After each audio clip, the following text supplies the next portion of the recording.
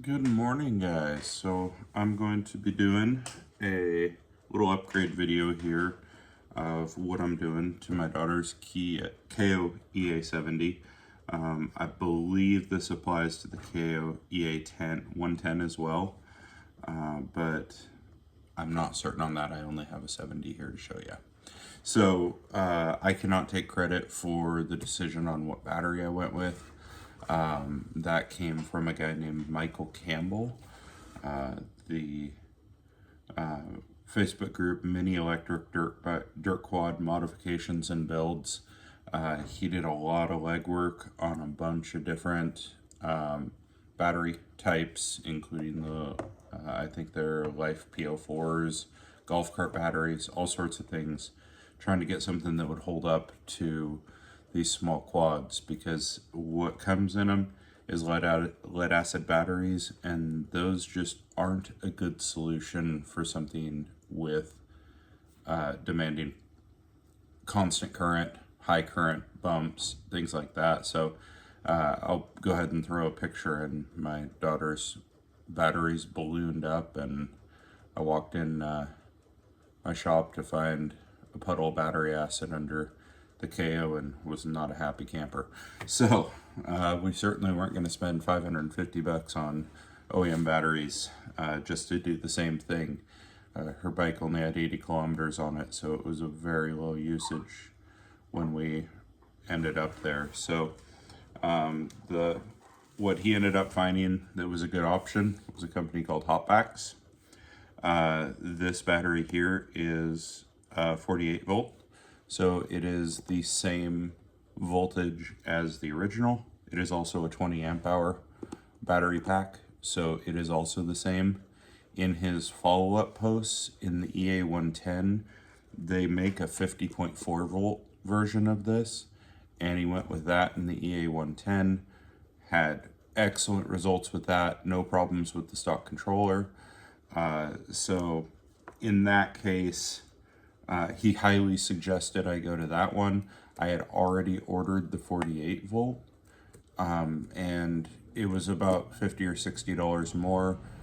We were fine with the power we were getting out of the current one. It just it couldn't handle hills or anything without overheating the batteries. So we decided to stick with this one.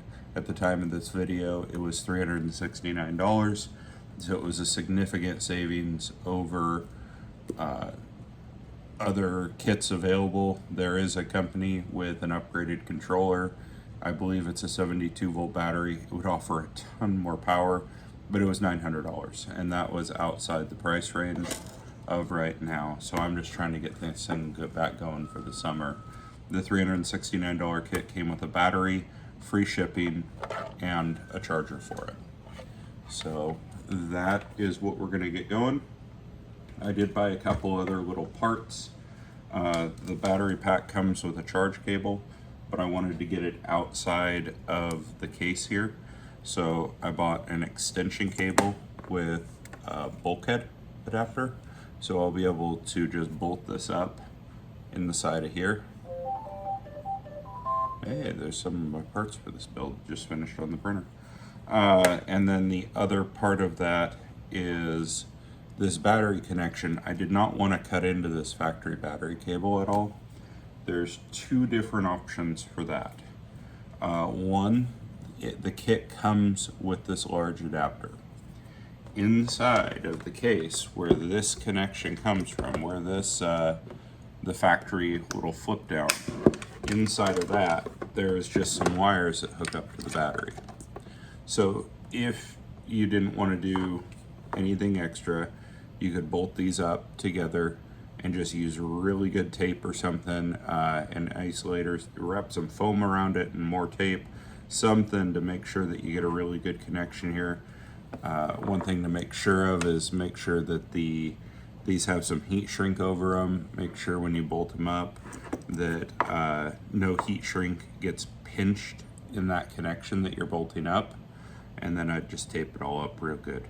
You can do that. What I've chosen to do in this build is instead, and Amazon links will be in the comments, But I went ahead and ordered a connector set that matches these. And I'm going to go ahead and just cut these off and solder that male connection on, so it'll just be plug and play from here, and I'm not modifying this battery at all, and I don't need to deal with bolting anything up. So that is the quick overview of what we're going to do here. So the next step I'll show you here is how I was going to actually hold the battery in place. There are a lot of different ways to do that. A lot of people just use some foam. I've got a 3D printer at my disposal, so I decided to go that route. I'll post the files up of what I made. They'll likely work with this 48 volt one. I haven't checked the dimensions to see if they'll work with the 50 volt one, so that you might have to do kind of your own thing on that. But in any case, what I got going on here is they are just some plastic pieces here with the correct spacing, and they've got some tabs on them that'll help them.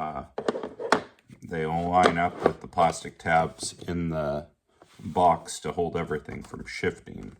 There is about a ½ inch extra, a little under a ½ inch extra over the size of the battery, and I have some stick-on 1/4 inch foam tape I'm going to go around all the edges with, and so we're just going to pinch the battery in place with a little compression on the foam tape so that there's a little bit of give, that if anything hits the side of this case, we're not directly hammering that lithium battery up.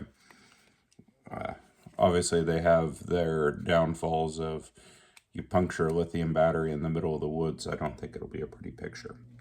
So the one thing I wanted to show in this is where I mentioned I was going to bring the bulkhead adapter in. I'm going to come in right up top here between these two ribs. So I left an opening in my adapter here where this flat spot is to come in right here. That way the wiring can come over the top of the battery. So that'll come up and around where it can plug in right over here. And that is what I've got. That's why I'm choosing right up there in the middle, is I don't have to modify the tabs at all. There's enough room for it between the two, and I'll be able to bring that wiring straight in there. I'm gonna save you the trouble of watching me cut this thing in.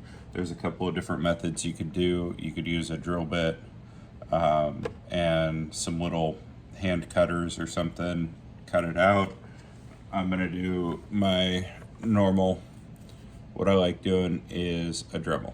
So this just has a carbide bit on it, makes a complete mess, but works really well for things like this, and it's just a guess and check type thing to cut out the right size to look good. After I get it cut out and seated, then I'll put the screws in. Like I say, I'm gonna save you guys the trouble watching me do that. It'll just come back complete. All right, so I'm back here with this mounted. So it's just got a little cover on it, so between charges. I wanted to note that I am keeping this factory battery case. Others, I believe, the guy that used this other battery pack did not save this. He just found a way to mount the battery pack in the quad without this case. I really like the factory mounting system. I like the factory look. I wanted the charge port easier to get to. So this should be right in the footwell rather than up under the fender the way it is now, which is awful. But there is the option of not using this case. So this battery pack is a sealed battery. It's really good. I like the redundancy of having a sealed battery inside of a semi-sealed case that drains, so splashes and everything, even if they get inside, they're going to go out the bottom, and it adds an extra layer of splash protection for it. On the inside here, what I wanted to note is I made a little mistake on my cutting drilling. So this screw is not very supported. The front one looks good, the back one does not. In any case, what I'm going to do is go ahead and go all the way around it with hot glue. That'll make sure that it doesn't come out, and it'll help seal everything up.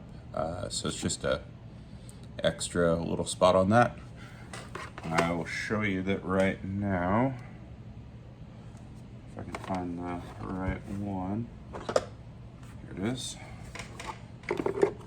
With my adapter in there, you can see the wiring comes in right above the adapter just fine, so it'll come in above the battery pack without issue. All right, I completely coated that in hot glue to help out sealing that up. The next thing I'm gonna do is go ahead and attach these mounts in place so I can get the battery sitting there.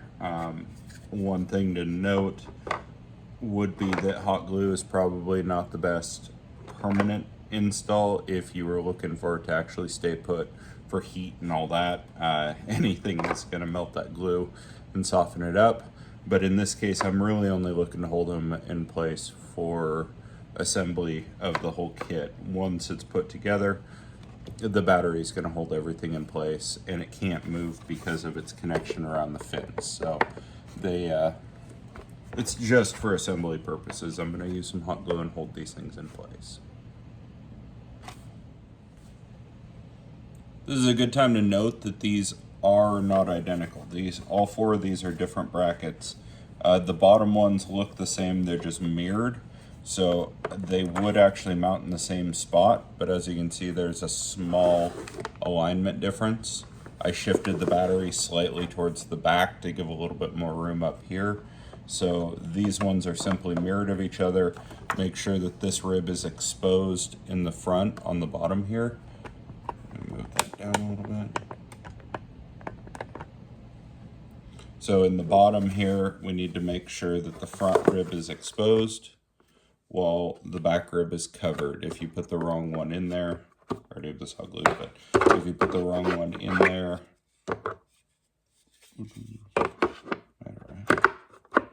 as you can see, the back rib is exposed and the front rib is covered.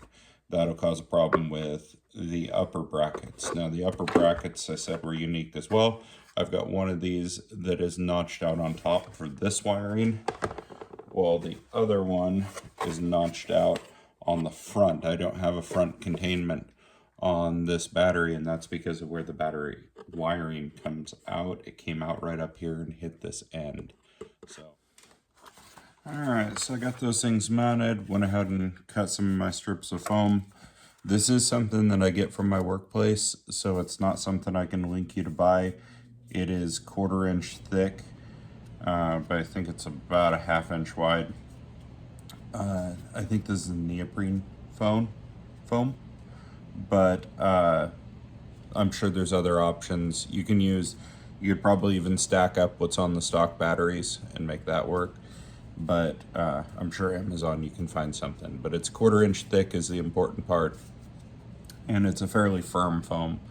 If you ended up with something that was softer, you might have to double it up or whatever. But what I've got is I put it on both top and bottom and ends of everything. And I will set this battery in there. The way I've got it set up is I got the Hot Packs logo there. I'm pointing that towards one side.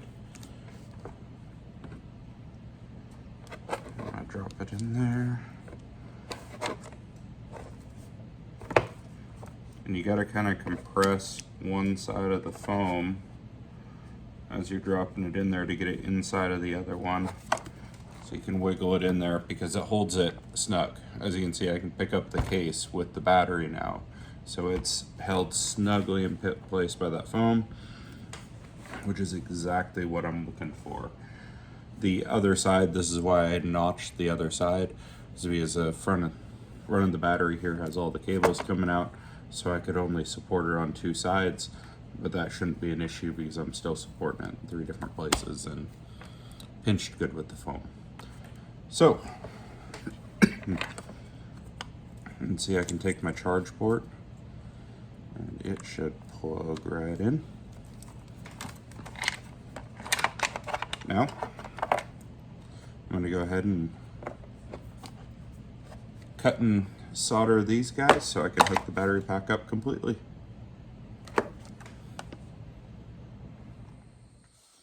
All right, a little bit of an important note here as I get going to solder this up. If you go this route, I got my wires cut and stripped off. I left as much length really as I could. But when it came to this connector here, I wanted to make note that there is a red ring inside of this terminal that is identifying it as the positive because there's nothing here. I identified that with the plug they included. As you can see, it's got a shape that you can only put it one direction, and the tapered side is ground, and so that aligns with here, that if I plug these in, the ground is the tapered side. Just did one little update here. Finished soldering this up. Slid the little cover over. You got to make sure you put that on the wires before you solder it up. And then I threw some foam and a little bit of tape to keep everything separated coming out of the connector, because these wires are quite a bit smaller than the battery one. The battery is capable of delivering a lot more power than this quad actually uses. So the quad has quite a bit smaller wires. I'm really hoping that there are protections in the controller to protect these wires. I assume there are, but I will definitely be checking during starting times here, the wires coming out of the plug on the other side here, and make sure that those are not overheating, because if those are overheating, these are overheating. But I'll be keeping an eye on that. You should as well on your own build.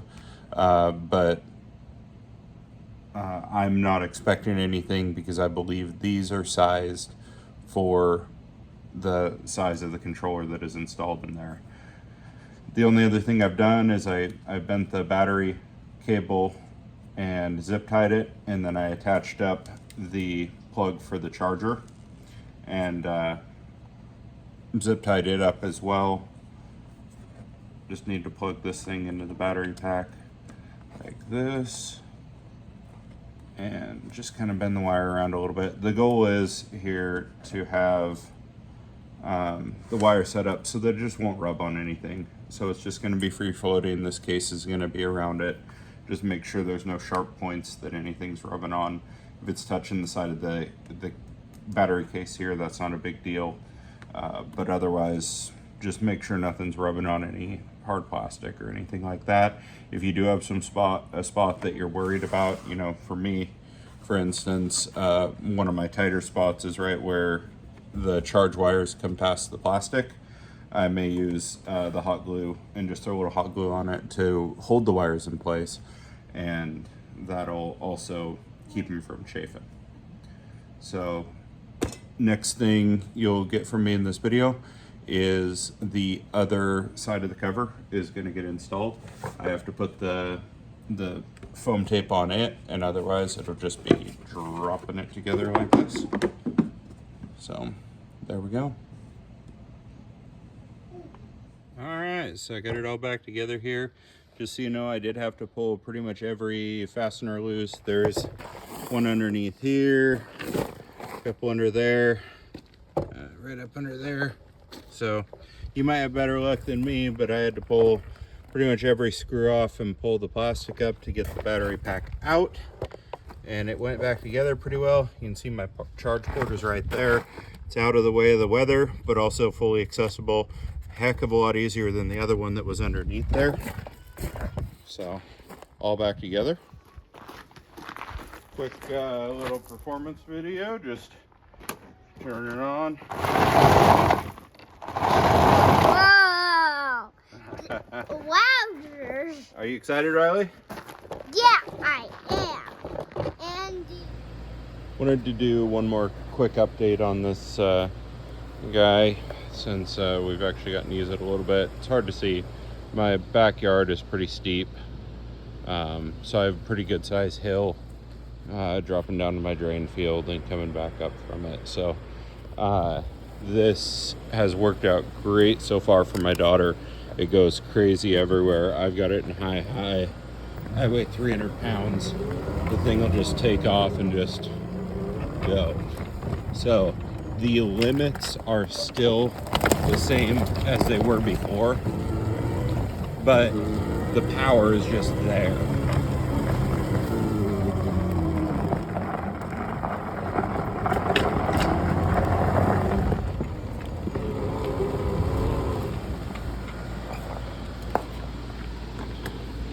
So yeah, it never would have done that before with me on it. So it's less about, like, it's not going to do wheelies because it doesn't give it way more power than it had before. It just gives it all the power it should have that the stock controller gives it. If you bought an aftermarket controller, you could probably get it to do a heck of a lot more. But the fact that it'll do that stuff right there with me on it is just a showing of how much better this battery is than the old one. Thank you guys for watching.